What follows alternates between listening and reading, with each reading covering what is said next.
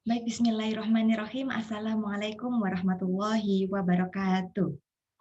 Alhamdulillah sampailah kita pada pertemuan keempat hari ini. Dan baik teman-teman, sebelum kita memulai perkuliahan kita pada hari ini, mari kita mulai berdoa bersama agar perkuliahan kita menjadi perkuliahan yang barokah. Amin ya rabbal alamin. Nawaitu ta'aluma liridhallahi ta'ala wa izalatil jahli wa ihyaiddin. Amin ya rabbal alamin. Oke, baik. Hari ini saya akan share materi kita. Sebentar, teman-teman.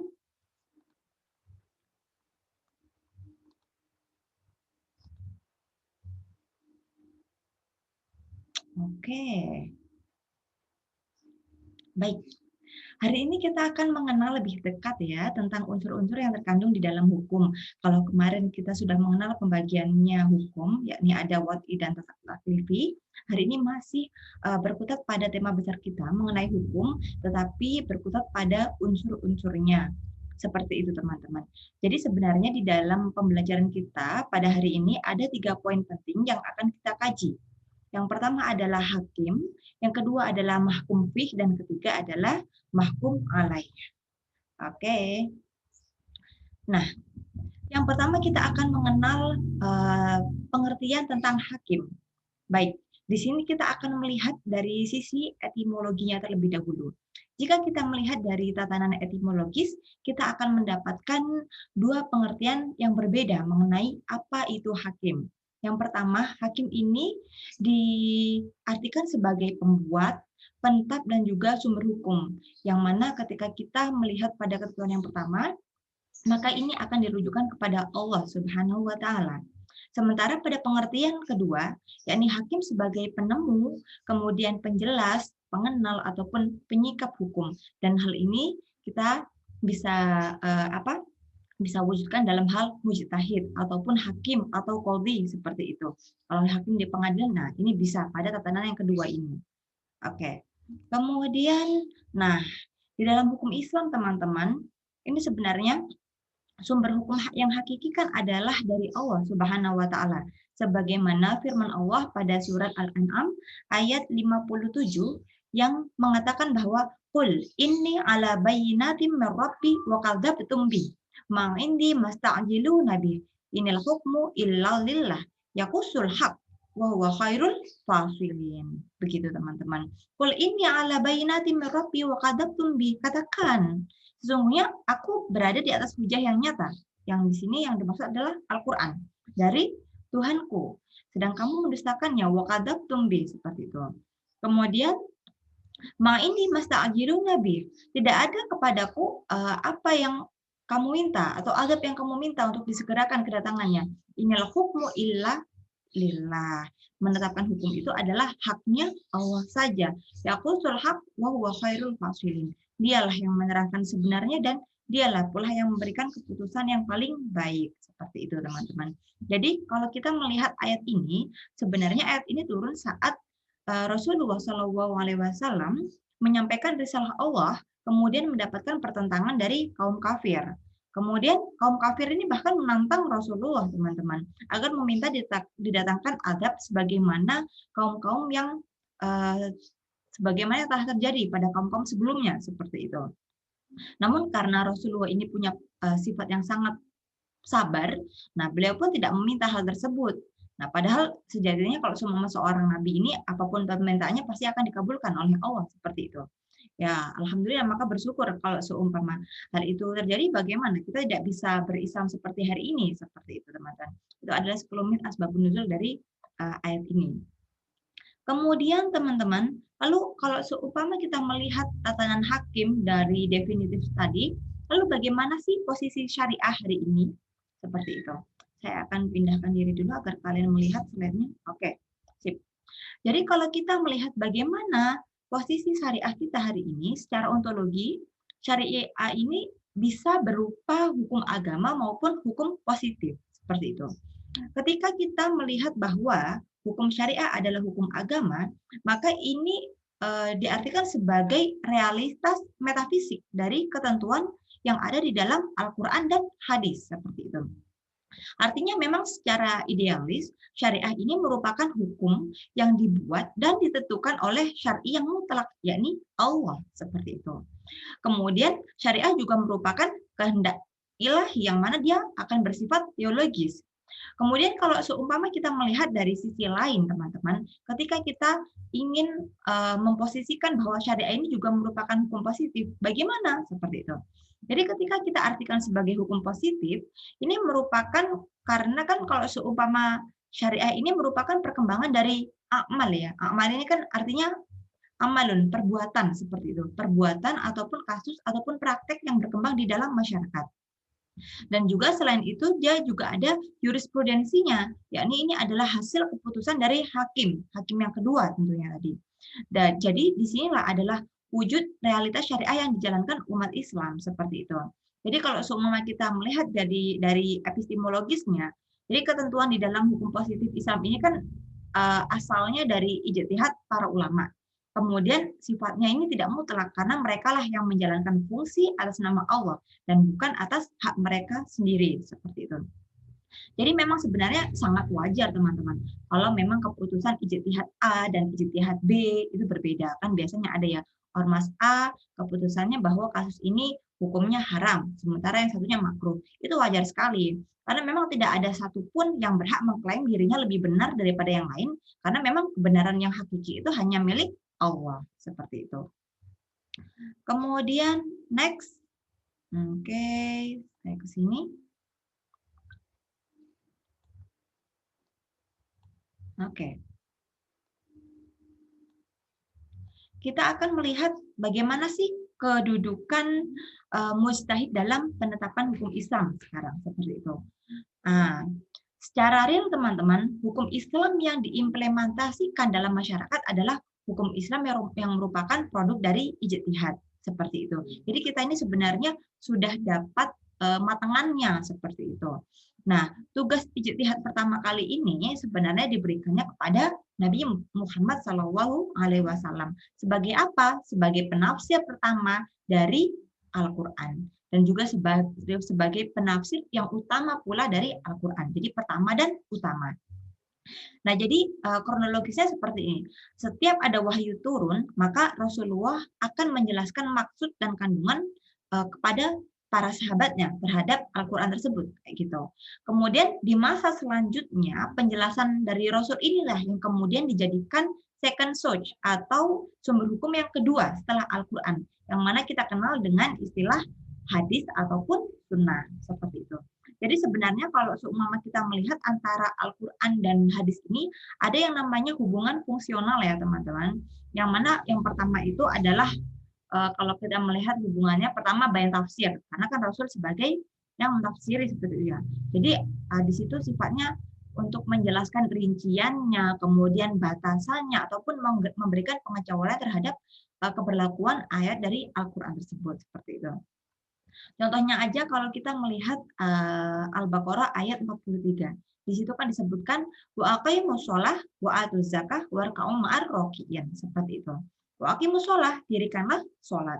Wa atuz zakah, tunaikanlah zakat. Warka'u ma'ar rakiin, maka kalian dan rukuklah kalian bersama orang-orang yang rukuk. Seperti itu kan penjelasannya. Nah, kemudian karena di situ kan hanya perintah untuk sholat, aqimus sholat, dirikan saja. Lalu bagaimana nih teknisnya? Oleh karena itu, ada hadis yang diriwayatkan oleh Bukhari bahwa Rasulullah ini berkata, "Shollu kama ra'aitumuni usolli." Jadi tatanan cara-cara sholatnya ini yang mengikuti apa yang telah Rasulullah lakukan. Seperti itu, teman-teman. Kemudian yang kedua, ada yang dinamakan bayan takkid. Kalau di dalam bahasa Arab, takkid itu kan artinya menekankan atau menguatkan suatu kata seperti itu. Jadi bagaimana bayannya ini? Kalau bayan itu kan artinya penjelasan ya. Penjelasan tersebut isinya adalah menguatkan ayat kandungan Al-Quran seperti itu. Contohnya, kalau kita melihat pada Al-Baqarah ayat 185. Faman syahida minkum syahran falyasumhu, seperti itu. Barang siapa yang menyaksikan bulan, maka berpuasalah. Bulan yang dimaksud adalah bulan Ramadan ya. Nah, dan ini ditegaskan pada hadis yang mana idza ra'aitumuhu fasumu wa idza ra'aitumuhu futur, fa'aftirhu, seperti itu. Fa in umiya 'alaikum fa'uddu salasin, seperti itu. Dan ini diriwayatkan oleh Muslim. Nah, yang dimaksud di sini sama bulan Ramadannya. Jika kalian melihat bulan Ramadan, maka berpuasalah. Dan jika kalian melihat bulan, maka bulan lagi setelah Ramadan, maksudnya melihat bulan di akhir penghujung Ramadan, maka itu adalah waktu untuk hari raya Idul Fitri. Namun jika bulan tertutup mendung, nah kita nggak bisa melihatnya. Kemudian yang menyulitkan kalian untuk melihatnya, maka sempurnakanlah sampai 30 hari, seperti itu. Nah, kan ini menguatkan yang awalnya hanya perintah untuk berpuasa, di sini perintah berpuasa, kemudian kapan pembatalannya, kemudian sampai menyempurnakan kalau seumpama kita tidak bisa melihat hilal, seperti itu. Kemudian yang ketiga, hubungannya yakni adalah yang kita sebut sebagai bayanu tasyrik. Yakni di situ ada inovasi terhadap ketentuan ayat. Inovasi seperti apa, Bu? Seperti itu. Kalau seumpama kita melihat pada At-Taubah ayat 103, di situ kan ada yang dikatakan khudu min amwalihim shadaqah, seperti itu. Tutahhiruhum wa tuzakkihim biha wa shallu alaihim. Di situ ada ayat tentang zakat ya di situ. Khudu, ambillah sebagian harta dari mereka untuk zakat. Nah, yang mana dari zakat itu bisa membersihkan dan mensucikan mereka, seperti itu. Nah, kemudian kalau seumpama di sini hanya diistilahkan sebagai pengambilan uangnya saja, pengambilan hartanya saja, maka hadis pun akan memberikan sesuatu yang lebih dari itu, yakni an Ibnu Umar anna Rasulullah sallallahu alaihi wasallam farada zakat al-fitri min Ramadan 'alan nas so'an min tamrin au so'an min sya'irin ala kulli hurrin au abdin au dzakarin au unsa minal muslimin. Nah, di sini kalau kita artikan bahwa dari Ibnu Umar bahwa Rasulullah ini telah mewajibkan zakat fitri. Yang awalnya hanya tuntunan untuk mengambil uang untuk berzakat, di sini ada inovasi dari kandungan, yakni adanya zakat fitri, seperti itu. Zakat kemudian zakat fitrah ini kan di bulan Ramadan ya, yang kemudian dia diwajibkan kepada setiap Muslim. Jadi baik dia itu merdeka ataupun hamba, laki-laki dan perempuan, yang mana kalau semua di kandungan di situ adalah satu sok kurma atau satu sok gandum, seperti itu. Jadi itu adalah hubungan antara Al-Quran dan hadis, teman-teman. Oke. Kemudian kita lanjut ke periode sahabat. Di situ ada sahabat ya. Jadi ketika Rasulullah wafat, maka proses ijtihad ini oleh sahabat kemudian dilanjutkan, tidak terputus seperti itu. Yang biasanya ketika ada kasus, maka mereka akan berkumpul. Berkumpul ini kan kalau bahasa Arab artinya tajamu, jamaah, seperti itu kan kita kenalnya ya. Nah, maka proses berijtihadnya pun disebut sebagai ijma, seperti itu. Dan para sahabat pun, terutama Khulafaur Rasyidin, juga sebenarnya mereka berijtihad secara sendiri-sendiri, seperti individu juga. Tetapi ketika ada sesuatu antara ijtihad sendiri dengan ijtihad yang ijma tadi, maka yang lebih diberatkan adalah pendapat dari yang ijma tadi. Kemudian mereka juga berijtihad dengan cara kias. Bagaimana ketika dulu Rasulullah memutuskan dan ketika masalah itu datang di hari kemudian, seperti itu. Nah, kemudian tidak terhenti pula sampai pada fase sahabat. Nah, ijtihad itu terus dan terus dilanjutkan hingga hari ini, seperti itu. Nah, tentunya kalau semua di mustahid hari ini kan kita sudah mengenal banyak metode ya. Ada istihsan, muslahah musalah, istishab, uraf, dan satu dari contohnya. Nah, itu yang sudah dulu kita pernah bahas di PHI ya. Oke, kita lanjut teman-teman. Oke, saya akan pindah lagi. Oke, nah lalu nih ya, bagaimana nih cara hukum Islam agar bisa diberlakukan dan mengikat masyarakat? Nah, lalu bagaimana hukum Islam ini? Bisa nggak sih sebenarnya seperti itu? Lalu jawaban pastinya adalah iya, bisa. Karena sebenarnya kan praktek keberagaman umat Islam saat ini itu termasuk dalam bidang hukum ya, lebih mengacu kepada ijtihad para ulama. Jadi sebenarnya rumusan hukum para ulama inilah yang menjadikan hukum Islam ini in action seperti itu pada tataran praktik seperti itu. Jadi sementara tataran teoritisnya itu adalah tetap berdasarkan kepada Al-Quran dan hadis seperti itu. Jadi kalau kita melihat secara legal formal, teman-teman, maka rumusan ulama ini kemudian akan dibahasakan secara yuridis oleh negara seperti itu. Jadi kemudian setelah dibahasa yuridiskan, kemudian akan dipositifkan menjadi undang-undang. Dengan demikian sebenarnya kalau seumpama hukum Islam ini mau mengikat kemudian diberlakukan kepada masyarakat, akan ada dua tahapan di sini. Yang pertama adalah tahapan ijtihad dari ulama, karena memang ini adalah asalnya adalah hukum agama ya, hukum agama Islam. Yang kedua adalah tahapan legislasi negara.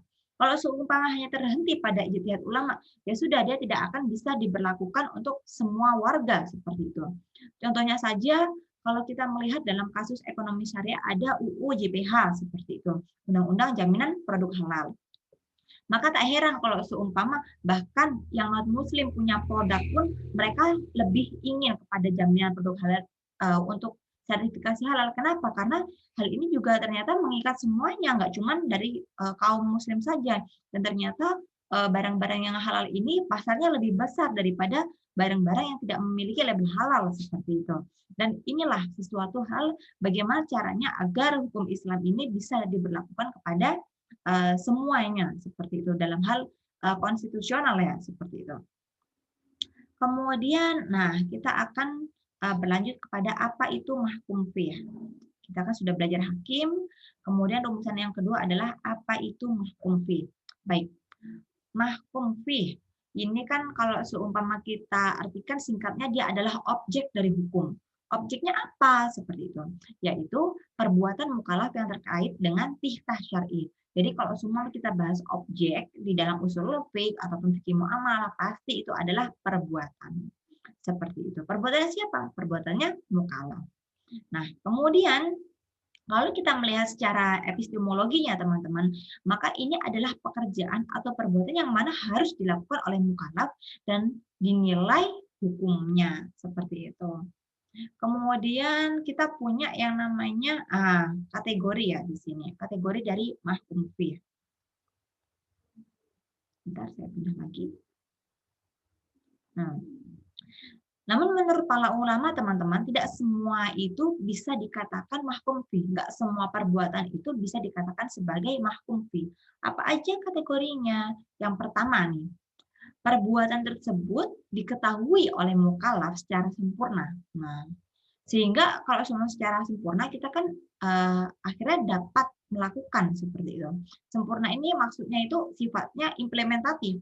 Jadi di sana akan ada juknisnya, akan ada petunjuk pelaksanaannya, akan ada syaratnya apa, rukunnya apa, seperti itu.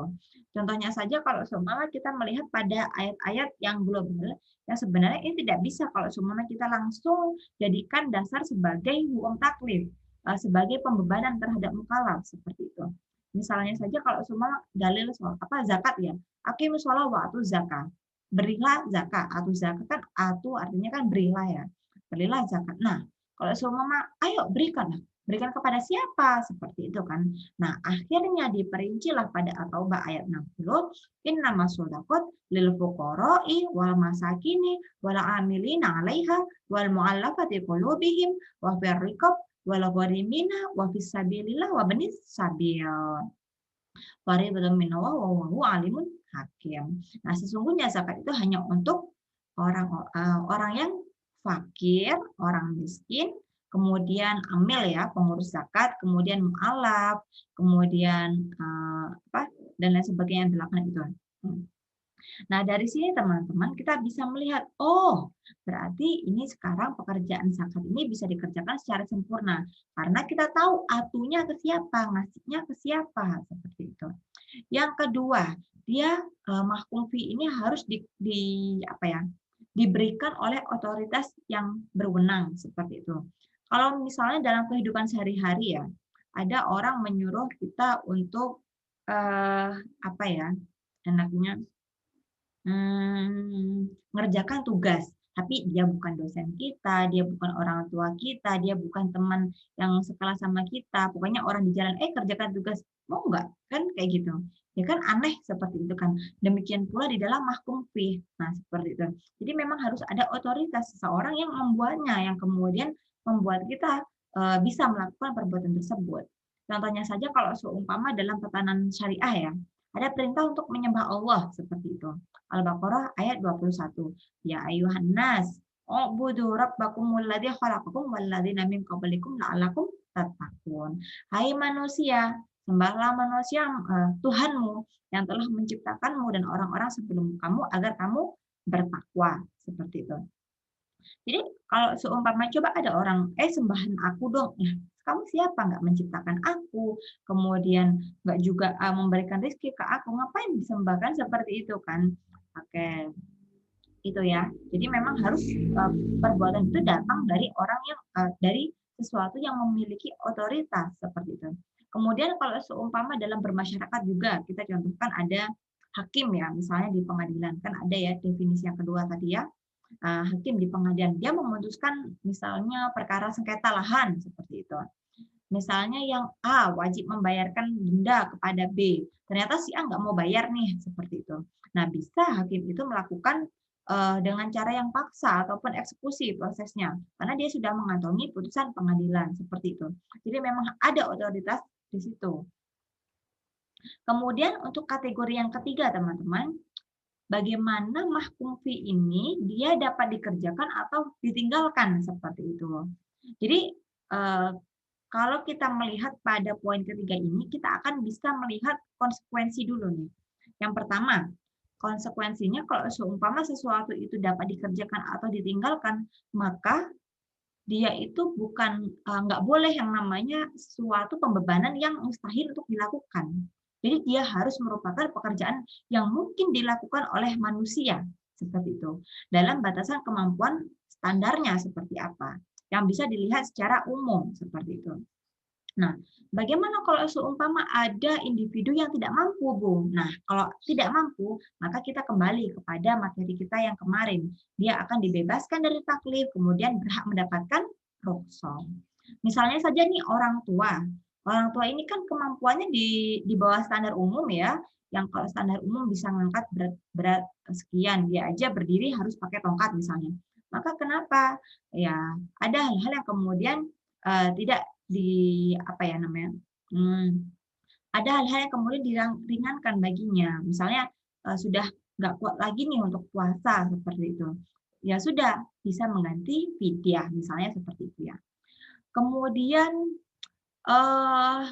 ada lagi tentang bagaimana ketika kita apa ya berbuat atas nama orang seperti itu.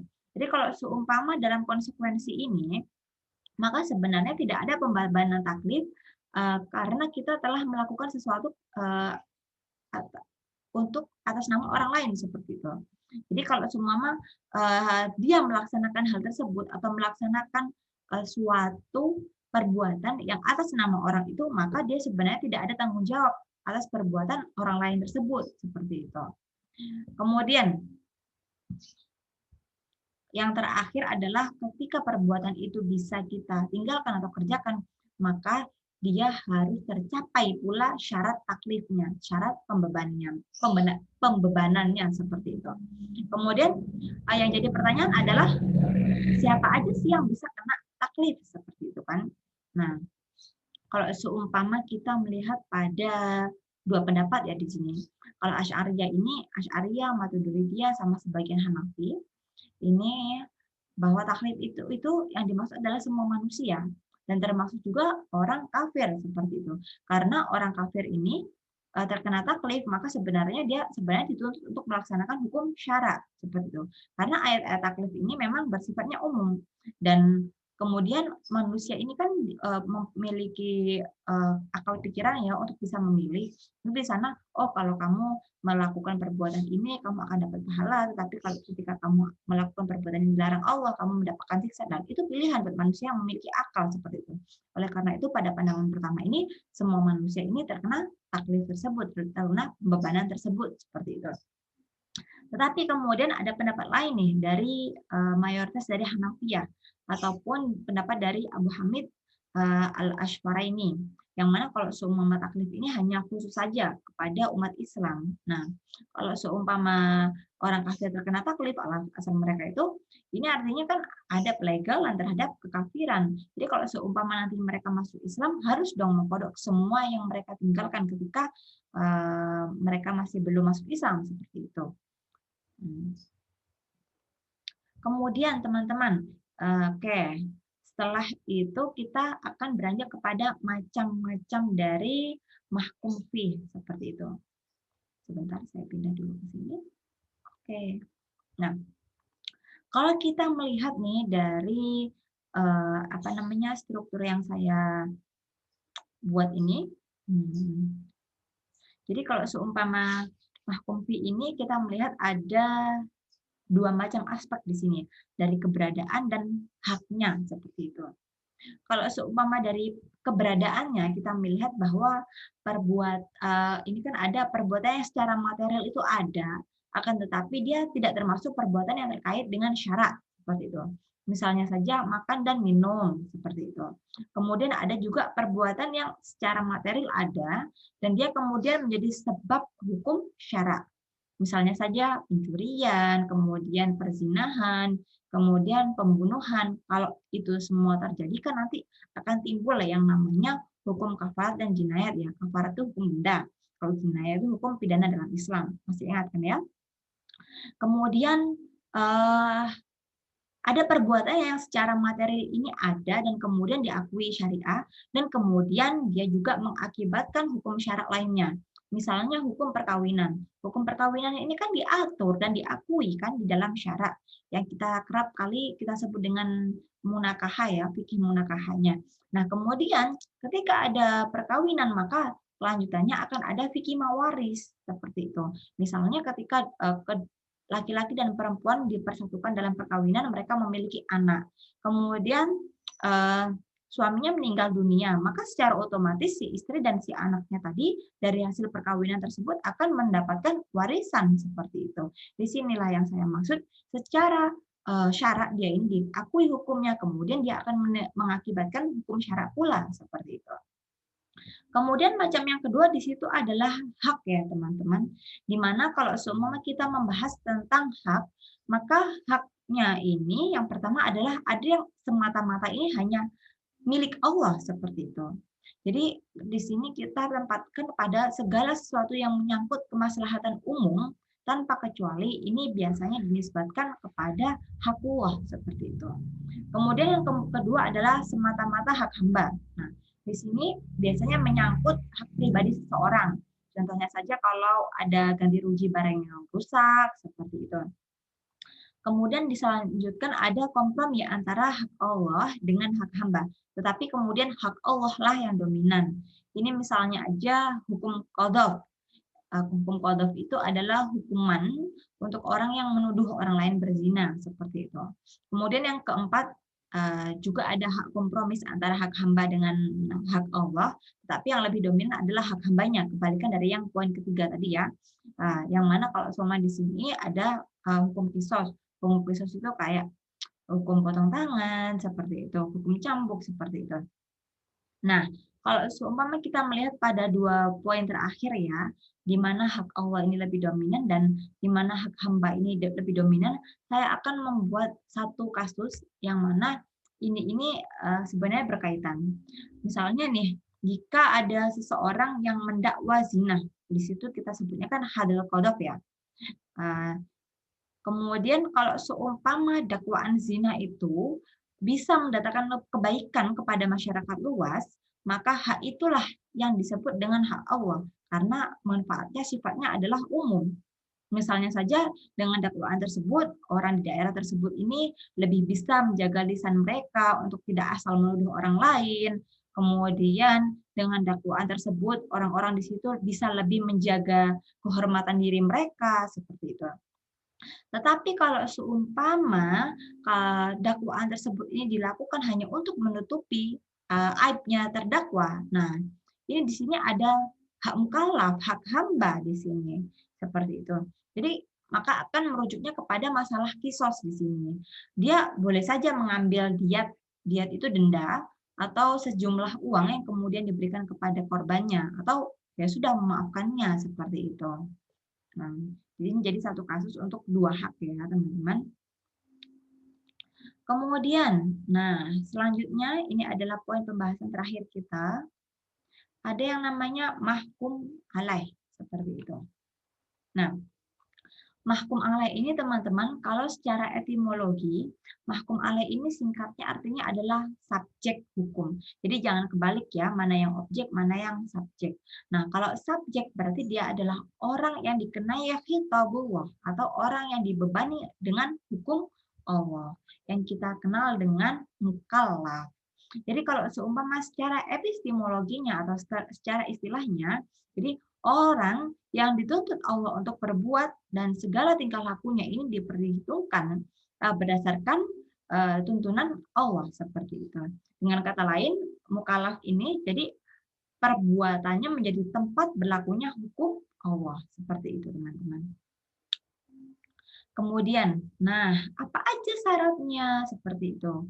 Kalau ingin dikategorikan sebagai mukallaf, oke saya pindah. Yang pertama di sini ada balik ya teman-teman. Bagaimana seseorang ini memiliki kemampuan untuk memahami tuntunan syar'i yang tentu terkandung dalam Al-Quran dan Hadis. Nah, kemudian baik secara langsung maupun tidak langsung tentunya. Secara langsung ini maksudnya dia paham sendiri dari Al-Quran dan Hadis. Kalau secara tidak langsung ini dia bisa paham dari orang lain yang menurut dia ini lebih tahu. Misalnya ustadz seperti itu. Kemudian yang kedua adalah ahliyah. Ahliyah ini kan ahli seperti itu ya kalau bahasa Indonesianya. Berarti dia ini sebenarnya cakap hukum, cakap untuk bertindak hukum seperti itu. Maka akan ada dua kategori di sini. Yang pertama adalah ahliyatul ada. Nah, ahliyatul ada ini adalah kecakapan sempurna untuk mempertanggungjawabkan perbuatannya seperti itu. Nah, jadi konsepnya mereka itu kalau seumpama kecakapan sempurna ya, dia itu akil, dia itu punya akal tentunya, nggak gila.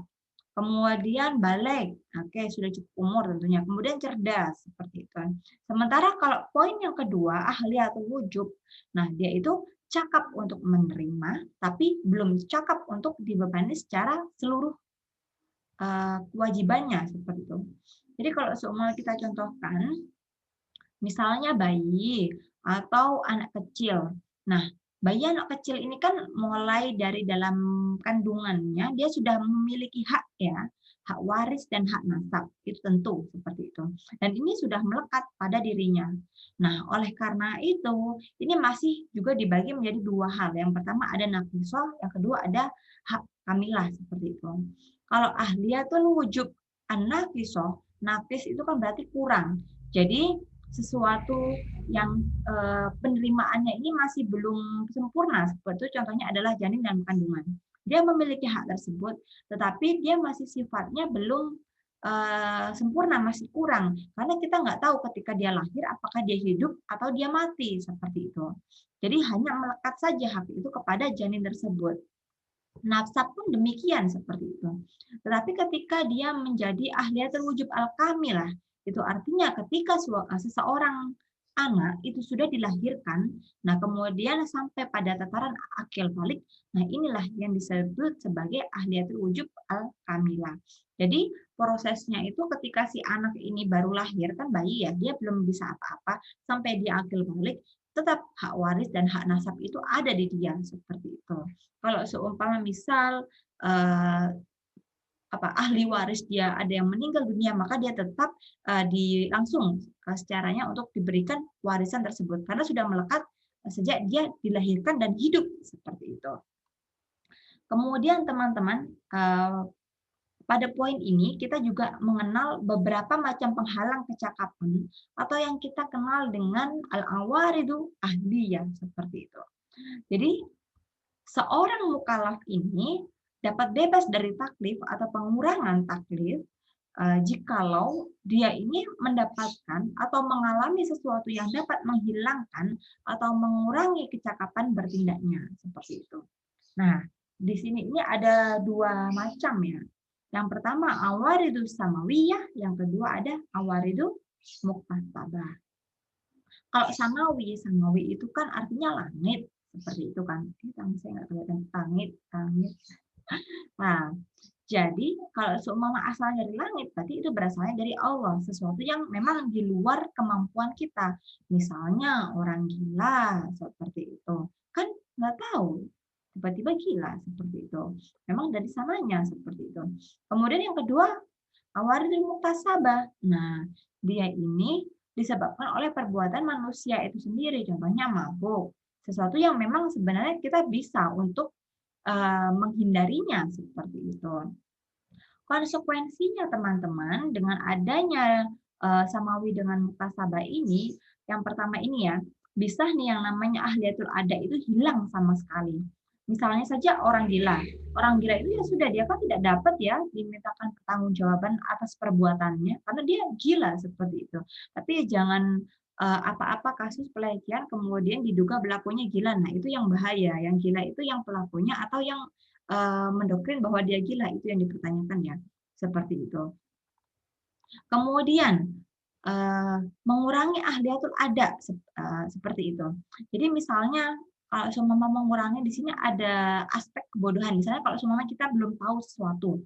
Nah, jadi sesuatu yang, bermanfaat bagi kita itu yang dianggap yang sah, yang nggak tahu ya sudah nggak apa-apa, seperti itu.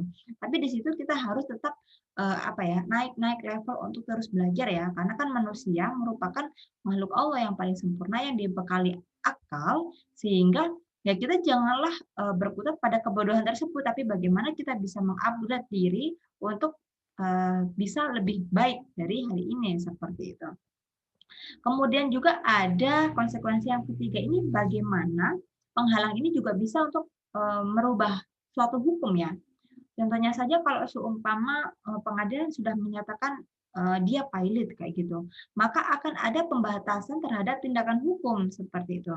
Jadi kalau seumpama yang awalnya sebelum pilot dia bisa apa menggunakan semua kekayaannya apapun itu untuk jual beli, untuk sewa menyewa dan lain sebagainya. Tapi sesudah adanya putusan itu ya dia sudah tidak bisa lagi melakukan apapun seperti itu. Oke. Alhamdulillah, sampailah kita pada slide terakhir yang mungkin ditunggu-tunggu oleh kalian semuanya, yakni soal. Oke.